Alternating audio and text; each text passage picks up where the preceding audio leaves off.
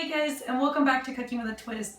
Today I'm making two different kinds of pizzas with two different kinds of crust. I'm making a regular pizza and then a pizza with a whole wheat crust for those of you that want to eat a little healthier with clean ingredients, of course.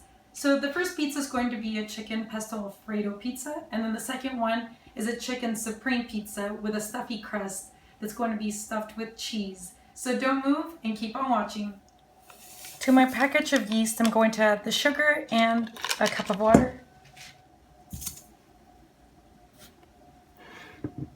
You don't want your water to be really hot. Really hot. The way I test it out is I put my finger in it. It's pretty warm, but not hot. You don't want it too hot or your pizza dough won't rise.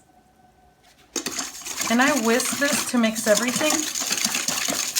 Just until it gets foamy, and I let it sit for a good 2 minutes. So for both pizza crust, you'll mix in the dry ingredients together, but I'm going to start out with the whole wheat flour first. Alright, now I'm going to sift my whole wheat flour and the salt through this. And you want to do a cup at a time.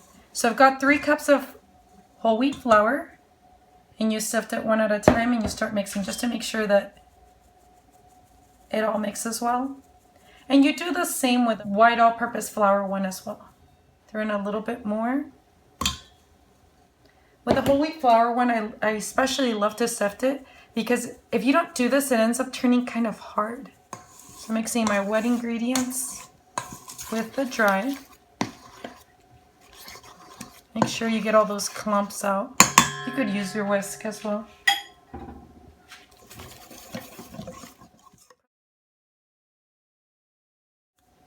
So these little pieces that are left over from the whole wheat flour, I don't ever use this. Due to this, it doesn't make the crust nice and fluffy. So I always take it out. It doesn't rise as much.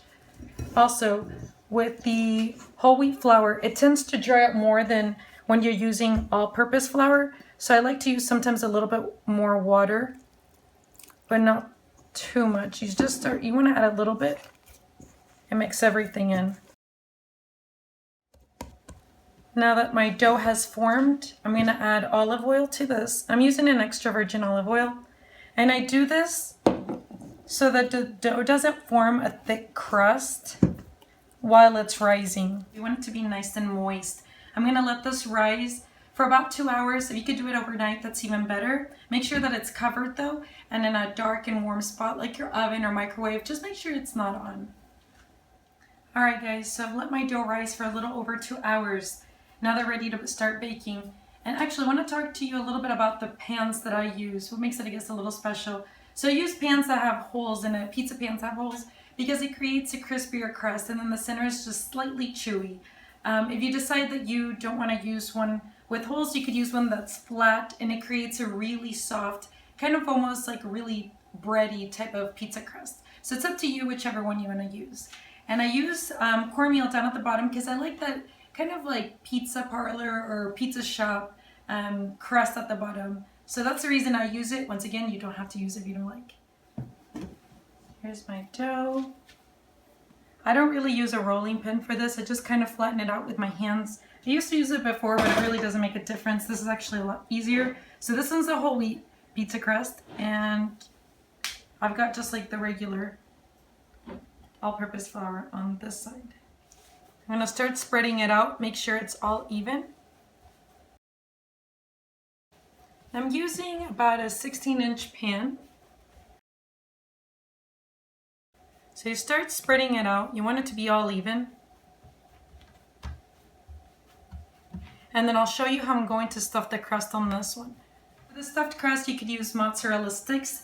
If you're starting out making pizza, that's actually a lot easier, but since I've been making it for a while, I just cut cubes. I buy a large thing of cheese and just cut it in pieces. So I cut them about pretty thick. You want a really thick cheese because it eventually ends up melting. Start doing this.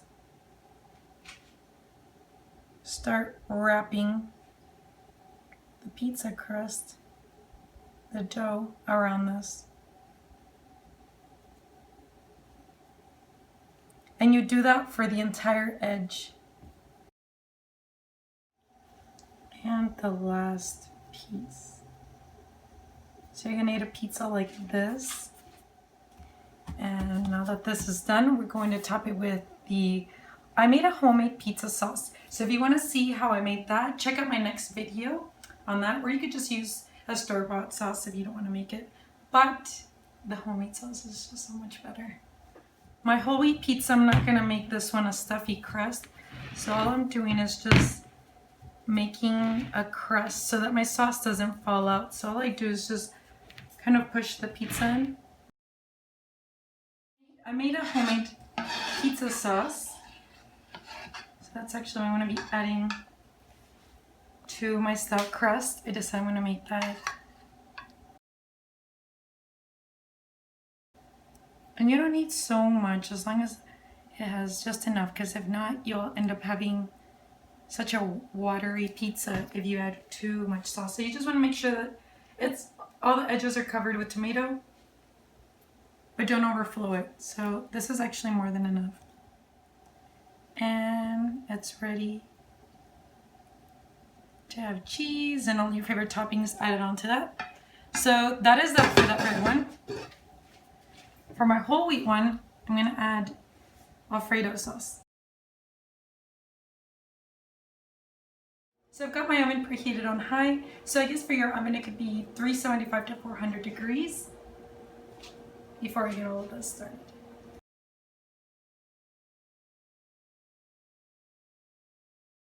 When you're adding your toppings, try not to add a lot of vegetables that have so much water. And if you do, just try to make sure you use a little bit of them. If not, your pizza gets all watery and soggy. You don't want that.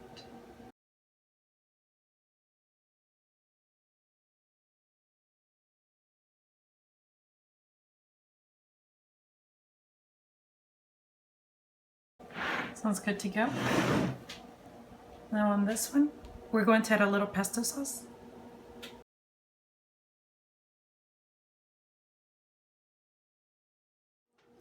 And now my pizzas are ready to go into the oven. Make sure that your racks are about in the middle or so you get a nice even heating.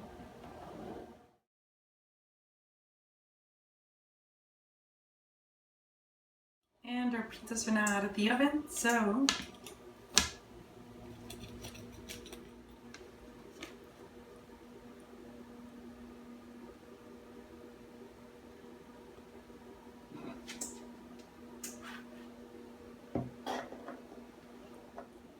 it's really hot though.